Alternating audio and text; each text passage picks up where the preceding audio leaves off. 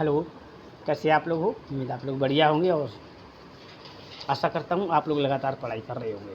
तो आप लोग लगातार पढ़ाई करिए और कोशिश करिए कि आपका आने वाला जो एग्ज़ाम है अच्छा जाए। तो सबसे पहले आप लोग बड़ी मेहनत के साथ पढ़ाई करते हैं। मैं भी पढ़ाई कर रहा हूँ, मुझे भी 12 अक्टूबर पेपर देने जाना है, तो ज़्यादा समय नहीं आप लोगों के पास। आप लोगों को सिर्फ़ एक ही काम करना है, कोशिश करनी है कि ज़्यादा समय आप कम बर्बाद करें और कोशिश करें अधिक से अधिक समय अपना पढ़ाई पे दें। तो सबसे पहले आपको एक काम करना है कि आपको मैं बता रहा हूँ क्या नहीं पढ़ना है। तो सबसे पहले आपको बिल्कुल नहीं पढ़ना है, नया बिल्कुल नहीं पढ़ना है। इसके बाद में आपको पीडीएफ वगैरह के चक्कर में नहीं पढ़ना है, ये आपका समय ख़राब करेंगी। और तीसरा है, आपको शॉर्ट नोट्स बिल्कुल नहीं लेने हैं, ना शॉर्ट नोट्स लेने हैं, ना आपको पीडीएफ चक्कर पढ़ना है, ना नया आपको पढ़ना। अगर आप इनसे बच गए, मैं गारंटीड कहता हूँ आपका 10 क्वेश्चन बढ़ जाएगा, 10 क्वेश्चन आपका बढ़ जाएगा। अब आपको करना क्या है, तो सबसे पहले आज तक जितना आपने पढ़ा है उसका रिवीजन मारना है, रिवीजन मारना कस के। रिवीजन मारने के बाद में आपको क्या करना है, अपना टेस्ट लगाना है। रिवीजन मारिए, टेस्ट लगाइए। टेस्ट में आप सिर्फ 50 क्वेश्चन लगाने हैं और 50 क्वेश्चन लगाने के बाद में उससे एनालिसिस ज़रूर कीजिए, कौन सा क्वेश्चन मेरा सही रहा है, गलत हुआ तो क्यों हुआ, आखिर हमने इसमें क्या गड़बड़ी की।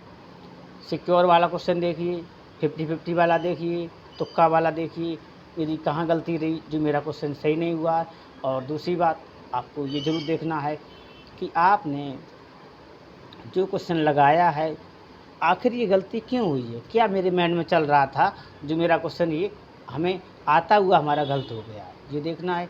इसके बाद में आपको सबसे जो इम्पोर्टेंट काम है वो आपकी घटना चक्र है। और घटना चक्र के साथ साथ में आपको जो आपने पढ़ा उसे रिवीजन यानी रिवीजन करना है और घटना चक्र आपके साथ में होनी चाहिए, रामबाण चीज़ है।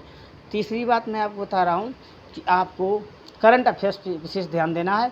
जो भी मैगजीन आप फॉलो कर रहे हैं या कोई वेबसाइट है जिससे देख रहे हो, या किसी का शॉर्ट नोट लिया है, या कोई लेक्चर किसी का आपको समझ में आ रहा है, वो आपको पढ़ाते हैं तो वो अच्छा लगता है, जो अच्छा लगे उसे आप फॉलो करिए। अब मैं आपसे कुछ ऐसा समझाने की कोशिश करूँगा कि जिससे आपका ये एग्ज़ाम निकल जाए। तो एग्ज़ाम आपका होता है कितने का, 200 नंबर का, 150 क्वेश्चन, समय आपका 2 घंटे का। तो सबसे पहले आपको जितने भी आपके जो सब्जेक्ट दिए हुए हैं उसमें कोर क्वेश्चन का बहुत बड़ा हाथ है। यदि आपने कोर क्वेश्चन कर लिए तो मैं गारंटी के साथ 50% आपका वहीं से आ जाएगा। जैसे पॉलिटी में संशोधन आना ही आना है, कुछ भी हो संशोधन आने ही आने है। इसके बाद में आपका जो भी भाग है कम से कम 1-2 भाग से पक्का क्वेश्चन आएगा। और इसके बाद में आपका अनुच्छेद से पक्का 2 से 3 क्वेश्चन पूछेगा। तो लमसम में 5 क्वेश्चन आपका इसमें पक्का होना है कोर क्वेश्चन से। इसके बाद में दूसरा आपका जो हिस्ट्री है, हिस्ट्री में जो आधुनिक भारत है वहाँ से जो समाज सुधारक लोग हैं उनके बारे में पूछेगा आपसे पक्का, उससे 2 से 3 क्वेश्चन वहाँ से पक्का पूछ रहा है। और इसके बाद में आपका प्राचीन भारत से 2-3 क्वेश्चन पूछेगा। ये कोर क्वेश्चन है, हमेशा आती है, कोई भी पेपर उठा के ज़रूर आती है आपके। और इसके बाद में आपका ज्योग्राफी जो आपकी है उसमें कौन सा देश किस नदी पर है,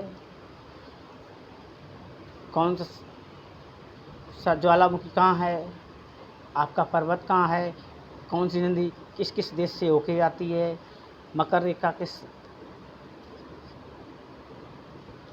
किस राज्य से लगती है। ये क्वेश्चन आपके पक्का ही पूछता है, 100% आपका क्वेश्चन ये आएगा।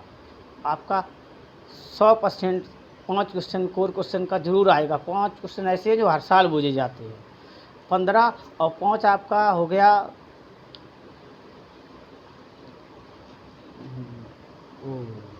20 जो विज्ञान है उससे आपका आएगा 4 से 5 क्वेश्चन।